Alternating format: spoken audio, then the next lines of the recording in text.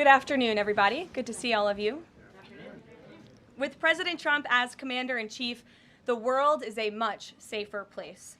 After decades in which past presidents coddled and enabled the world's leading state sponsor of terrorism, President Trump finally ended the immediate threat of a nuclear Iranian regime. Following President Trump's command, the most powerful military in the history of the world executed massive precision strikes on 3 of the Iranian regime's key nuclear facilities. The objective of Operation Midnight Hammer was to destroy the regime's nuclear enrichment capacity and stop the grave nuclear threat posed to the United States, Israel, and the rest of the free world. The mission, which will go down in the history books, was an overwhelming success. Secretary of Defense Pete Hegseth and the chairman of the Joint Chiefs of Staff Dan Raisin Kane covered the operation in great detail at their briefing this morning at the Pentagon, and I encourage every American to watch it.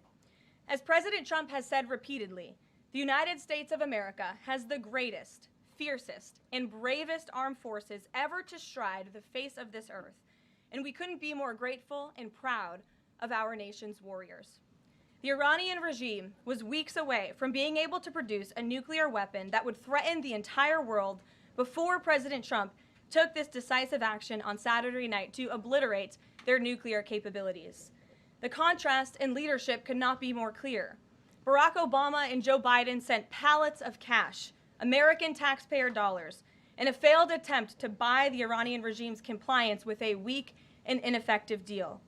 President Trump sent a fleet of American warplanes to destroy Iran's ability to produce a nuclear weapon. The United States and the entire world are safer because of this president's decisiveness. Despite agenda-driven leaks by the fake news media aimed at undermining this incredible accomplishment achieved by President Trump and our brave fighter pilots, there is broad consensus emerging already that Iran's nuclear capabilities were indeed destroyed. The United States, Israel, the United Nations, and even Iran all agree they can no longer build a nuclear weapon. So why did the president immediately turn to obliterating after the Iranian nuclear threat? Securing peace. Within 48 hours of the devastating strike, President Trump and his team brokered a historic ceasefire between Israel and Iran and officially ended the 12-day war. The Middle East is now shifting away from chaos and bloodshed and moving toward the beginning stages of a new era of peace and stability that President Trump has long called on them to achieve. This was unthinkable at this time last week, and this is what peace through strength looks like. Under President Trump, America will relentlessly advance our interests without being dragged into endless wars. His fearless leadership guarantees America is once again respected across the world. Just look at what he was able to accomplish at the Nato summit in the Netherlands. Many of you were there. Our allies agreed to invest 5% of their GDP annually in defense because President Trump demanded it. This will be the most significant reinforcement of NATO's collective defense in the history of the NATO alliance. And as a result, the United States of America will carry less of the burden, and our NATO allies will be stronger than ever before. As NATO Secretary General Rutte put it, for too long, one ally, the United States, and our taxpayers, I may add, carried too much of the burden of that commitment.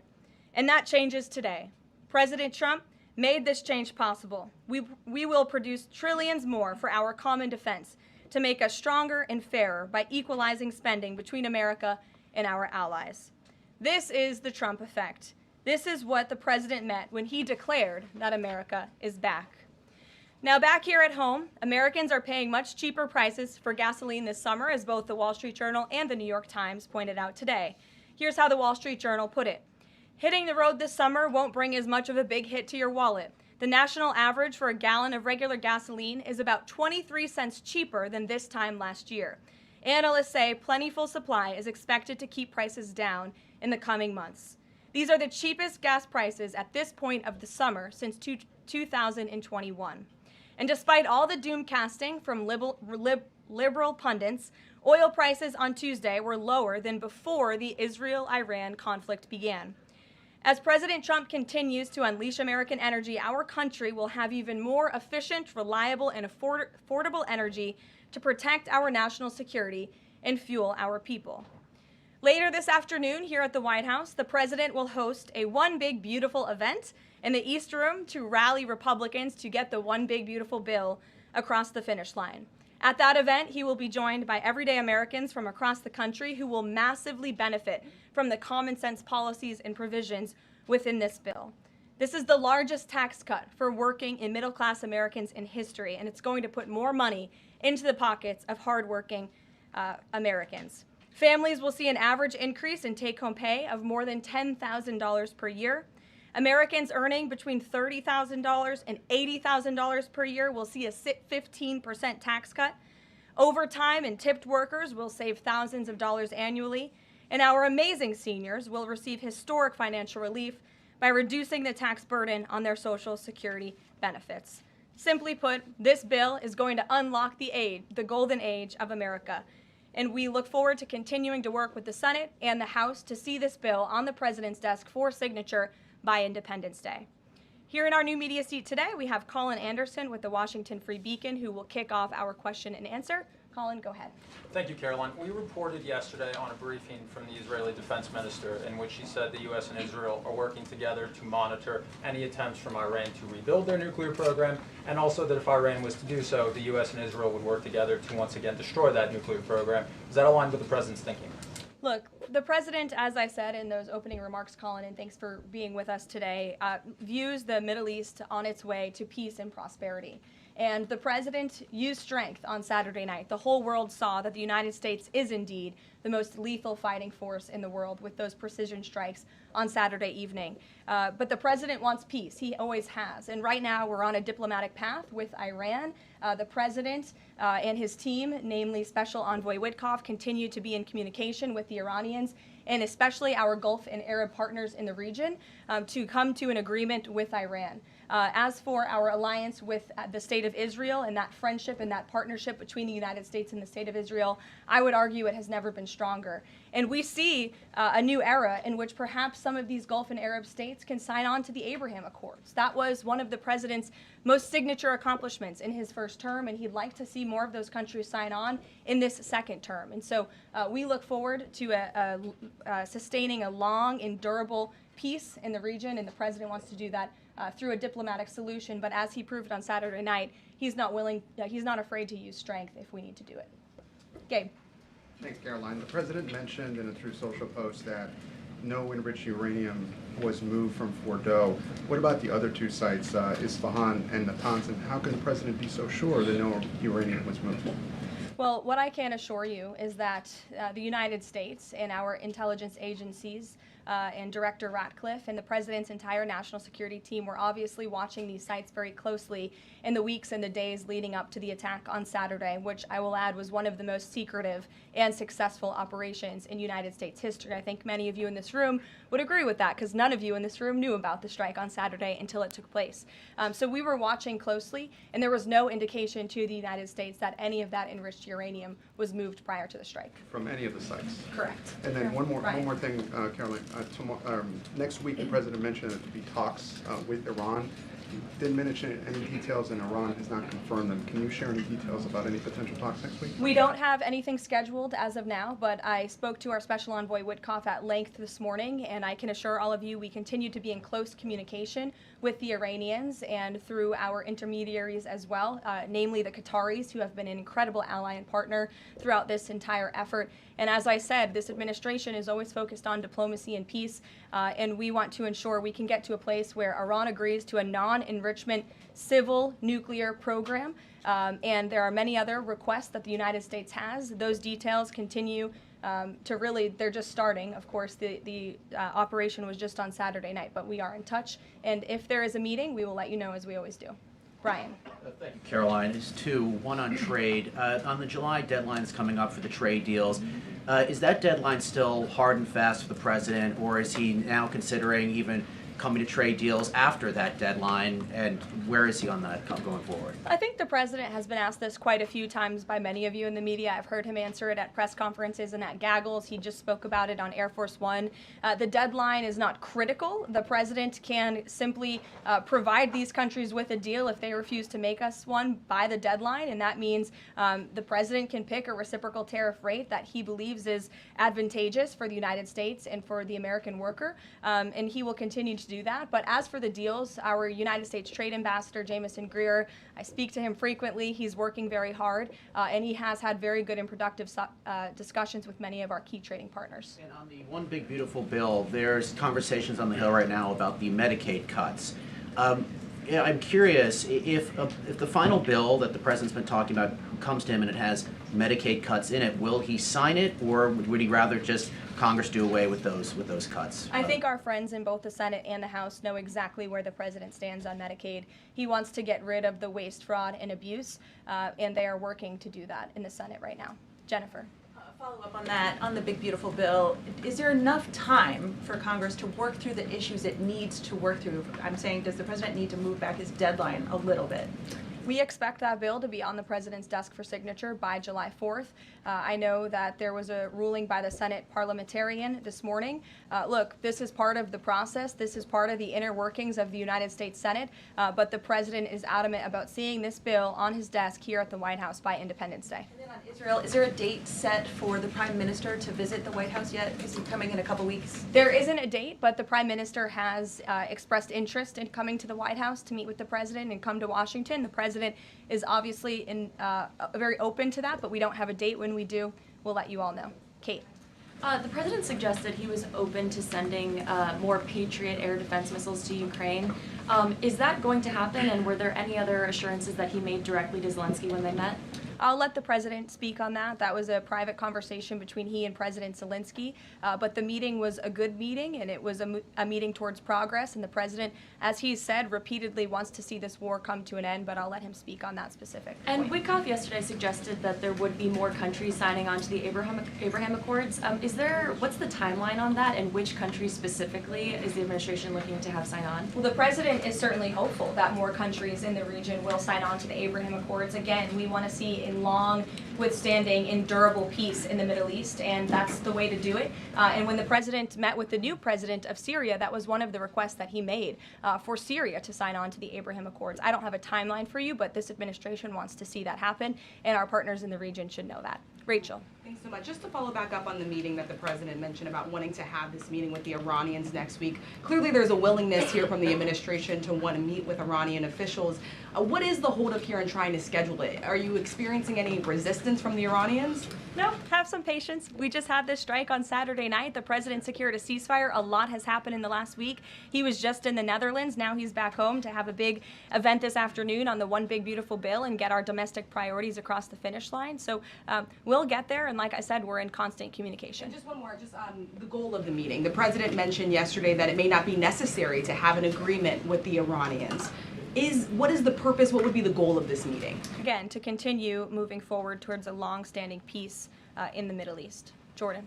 Yes, Caroline, thank you. So the president had some harsh words for both Israel and Iran on Tuesday as he was departing from the NATO summit after they both violated the ceasefire. He said, what's your response to Americans who are worried the peace isn't going to last and think that Israel is trying to plunge us into another endless war on their behalf? I think the fact that the president was able to successfully negotiate a ceasefire when nobody thought that was possible, it was a surprise to everyone in this room. It was a surprise to the world, but the president got it done because he wants to see peace in this world. He does not want the United States to be dragged into these conflicts. Again, he's not afraid to use strength if he has to, but the president has already proven he can put America first and deliver on peace at the same time. They're not mutually exclusive goals. And then one more. After Kari Lake, she testified in the House Foreign Affairs Committee on the waste, fraud, and abuse and the rot, really, in Voice of America and USAGF. The president called for Congress to kill it.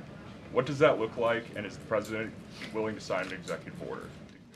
Well, I believe that that action would have to be legislative through Congress, and the president directed Congress to get that done in his Truth Social post yesterday. If there is any executive action that can be taken to cut some of the waste, fraud, and abuse or do away with the program entirely, I'm sure our great Deputy Chief of Staff, Stephen Miller, is already looking into it. And if it can be done, it will be done here at the White House. But Congress should act as well. To the back. Go ahead. Yes. Okay, Caroline, thank you. The administration has said To the back, that- and then Carrie, I'll come to you. Yeah, the administration said that the DIA report was low confidence intel. Can you share what other assessments are currently underway to get to the bottom of just how effective these strikes were? Yes. Well, I can assure you what the CIA director said, that when we look at the entirety of the intelligence that we have to this date, it concludes that these strikes on the Iranian nuclear facilities were absolutely successful. It was a total obliteration, as the president said, and not only does our own intelligence say that, but also the Iranian foreign minister has said that.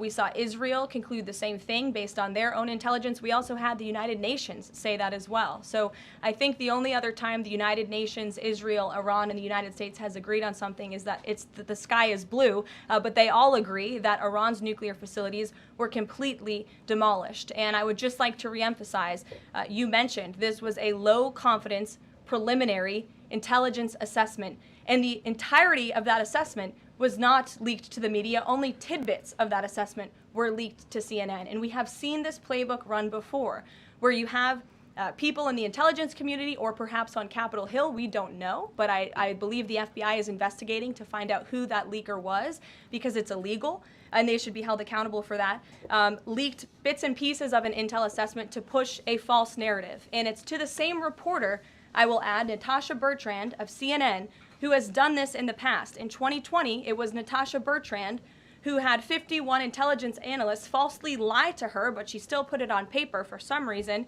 that the Hunter Biden laptop story was Russian disinformation. We all know that's not true, right? We can all agree on that now. That was a lie from the intelligence community. Also in 2020, this same reporter, Natasha Bertrand, wrote that a top intel agency ruled out the man-made lab leak theory of the coronavirus origins. Again, the president was right about that. This reporter wrote a lie from the intelligence community to seek a narrative she wanted to prove, and guess what? We now know that's the truth.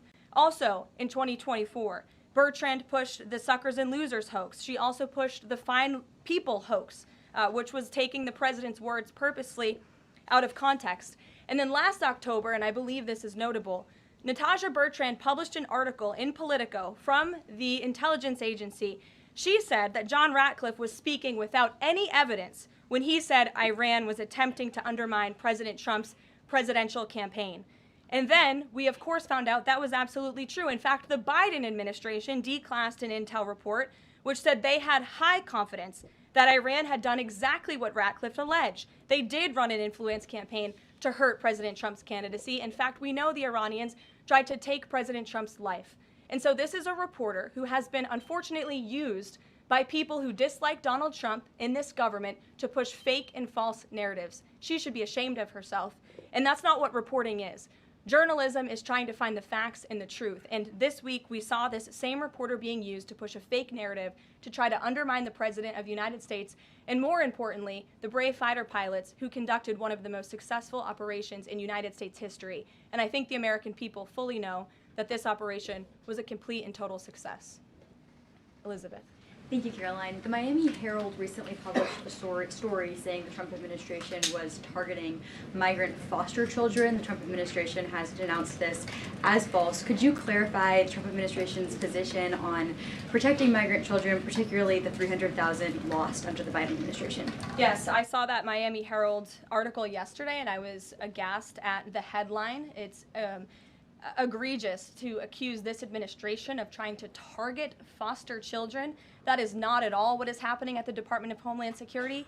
And I learned that the Department of Homeland Security actually tried to work in good faith with this reporter to get this story right, to explain that this administration is trying to protect foster children. We are trying to keep children out of harm's way, even if that means their parents are not law-abiding citizens. We want to protect children, unlike the previous administration, which allowed children to be trafficked and raped, and in some cases killed because of the open border policies. Unfortunately, the Miami Herald just completely degraded themselves with this report, despite having a full list of facts from the Department of Homeland Security. It's another example of fake news. And the May border numbers speak for themselves. Not a single illegal alien was allowed into this country because of this administration's border policies in the month of May. That means not a single child was allowed into this country, possibly with human smugglers or human traffickers. And we know that was happening at the rate of thousands and thousands of children every single month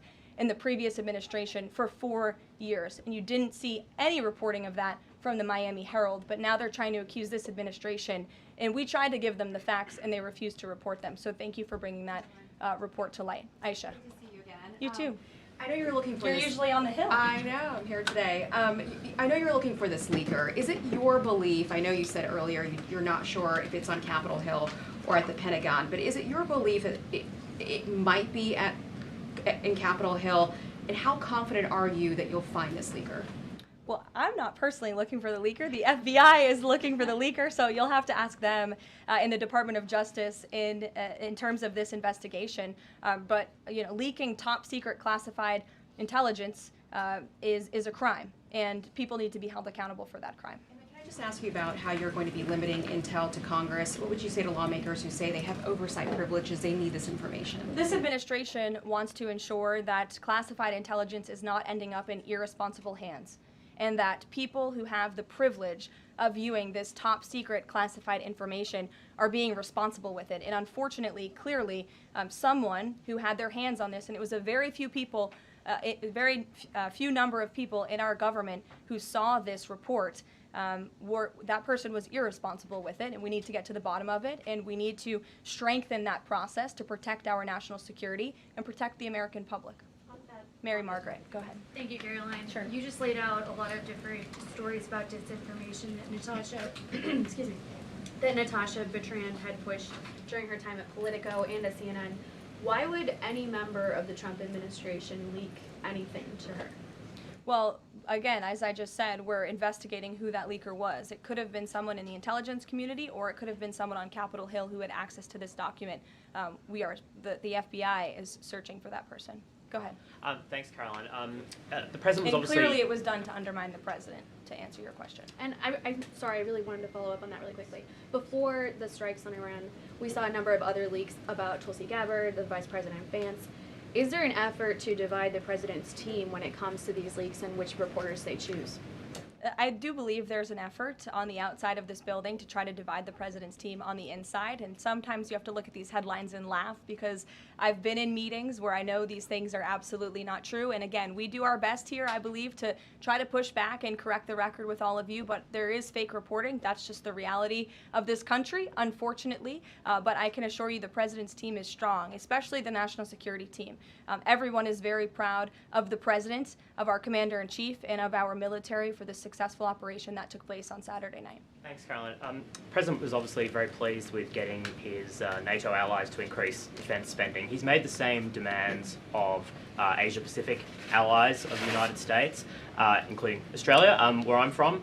How does the NATO result impact negotiations with Asia-Pacific allies? Does it, for say, strengthen the President's resolve to say, well, our NATO allies have done it, now you need to do it too? Yeah, I mean, look, if our allies in Europe and our NATO allies can do it, I think our allies and our friends in the Asia-Pacific region can do it as well. But as for our specific relations in those discussions, I'll let the president speak on those. And can I just ask as well, when he had to leave the G7 early, he missed out on a number of bilateral meetings that were scheduled with other world leaders, including the Prime Minister of Australia. Obviously, President Zelensky, he's managed to meet since then, but are there plans afoot to make up for those meetings with the world leaders that he missed out on? Yeah, I think many of those world leaders understood the situation happening in the Middle East and the urgency and the need for the president to get back to Washington to monitor that situation. And obviously that was the right call, considering the success of not only the operation on Saturday night, but also the ceasefire that the president has since brokered on behalf of not just our country, but the entire world, frankly.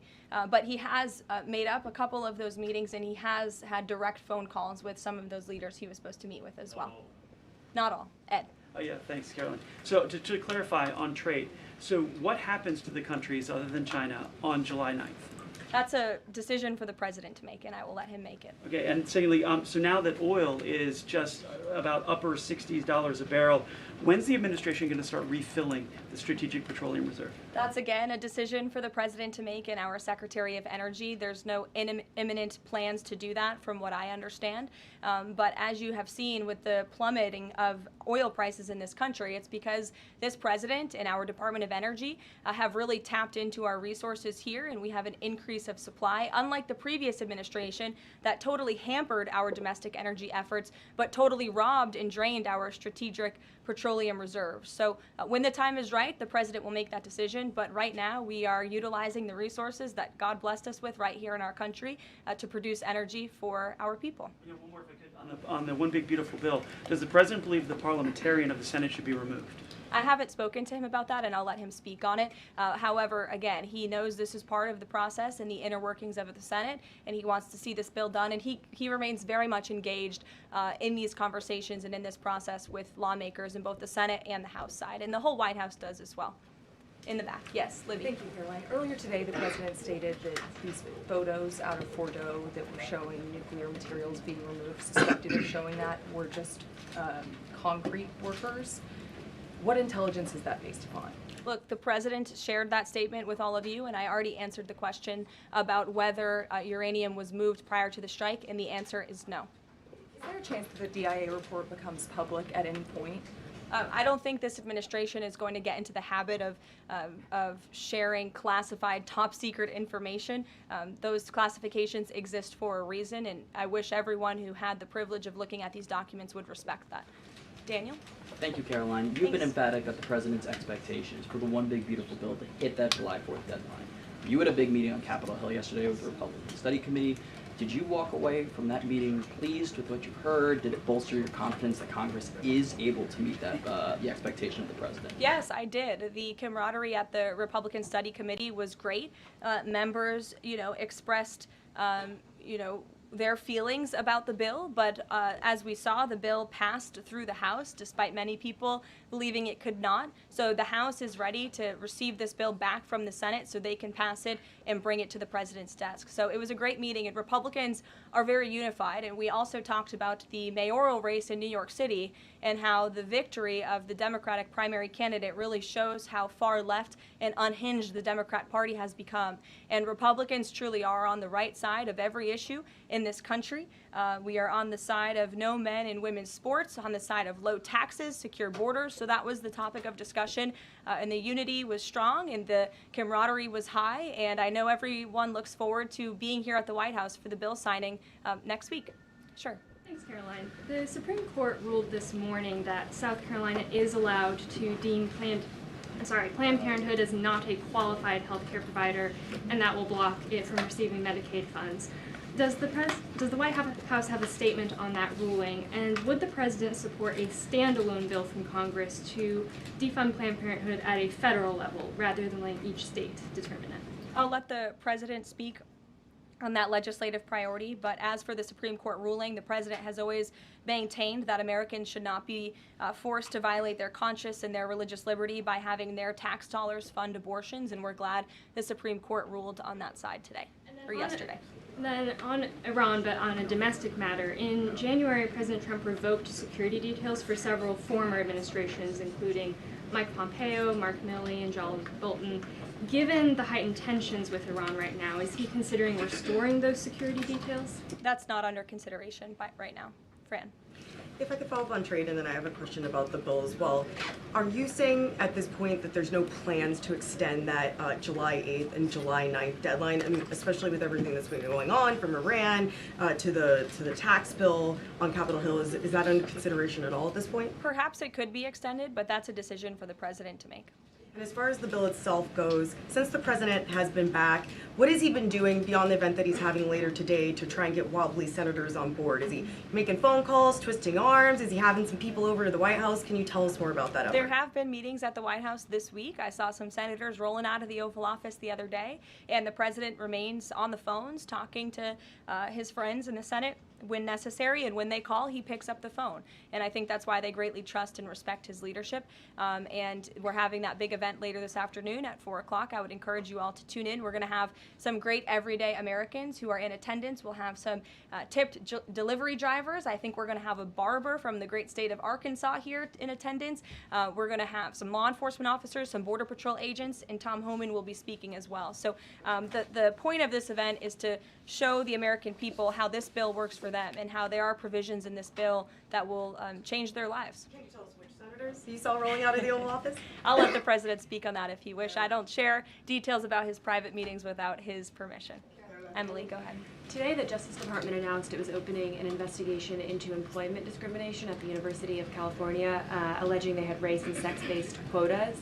Federal law bars hiring somebody based on their race or sex, but do you also object to universities working harder to make sure they have a diverse group of candidates to consider? And do you expect more investigations like this from DOJ? I have not seen that investigation from the Department of Justice, but I can certainly check in. What I can tell you, it's the position of this president that we want to restore a merit-based society and culture in the United States of America where people are not hired nor are they promoted based on their color of their skin or their gender.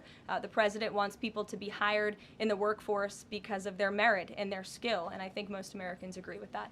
I'll take one more. Carrie, because I promised you earlier. So the Ayatollah Khomeini came out and said that Iran will, quote, never surrender to the U.S. That being said, what remains to do with the possible responses from Iranian proxies in the region and even in the U.S.? Look, we saw the Ayatollah's video, and when you have a totalitarian regime, you have to save face. I think any common sense, open-minded person knows the truth about the precision strikes on Saturday night. They were wildly successful, and it's what led to the ceasefire agreement between Israel and Iran, which the president is very grateful for. And the United States of America remains prepared to defend our assets and our personnel in the region.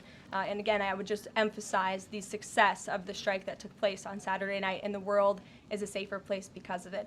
Thanks, guys, for coming today, and you'll see the president at 4 o'clock. Thanks.